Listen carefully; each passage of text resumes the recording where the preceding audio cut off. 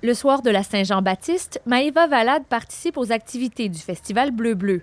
Sa soirée se déroule à merveille jusqu'à ce qu'elle fasse une rencontre fortuite à la sortie du chapiteau. Quand je suis sortie de la tente avec mon ami, j'ai rentré dans un gars sans faire exprès, puis j'ai eu vraiment mal aux côtes, comme 45 secondes après. Après avoir perdu de vue l'ami qui l'accompagnait durant quelques minutes, elle croise finalement un autre de ses proches. Puis ensuite, tout bascule. Blackout total, mais mon ami, il voit que je réponds plus pantoute à ce que je disais avant, puis il me demande d'appeler mon nom, je suis pas capable. À partir de ce moment-là, je me souviens plus de rien jusqu'au lendemain matin, même après-midi. Heureusement, ses amis l'éloignent des bras d'un potentiel agresseur. Sa mémoire à court terme fait tout de même défaut durant au moins 12 heures.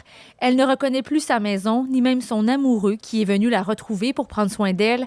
Le lendemain, elle remarque des traces sur son corps. J'ai regardé un peu si j'avais pas des marques, quelque chose au niveau des côtes. Puis j'avais comme 2 petits trous au niveau juste ici.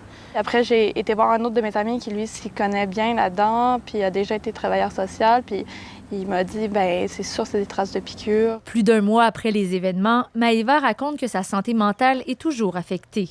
Ça fait un peu peur, en fait, là, de te dire que pendant 12 heures, tu n'as pas été consciente de ce que tu faisais, des ajustements que tu avais à faire.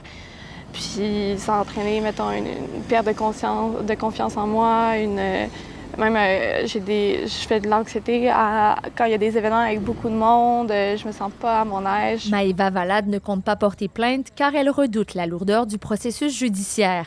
Elle souhaite tout de même lancer un appel à la prudence parce qu'elle n'aurait jamais pensé vivre une telle situation en Gaspésie. De tout le temps être avec les bonnes personnes, de jamais aller dans des événements très publics avec du monde que tu connais plus ou moins. Vraiment, tout le temps être entourée. Je veux même pas imaginer qu'est-ce qui aurait pu arriver pire si j'avais pas trouvé mon ami à ce moment-là. Ici Isabelle Larose, Radio-Canada, Carleton-sur-Mer.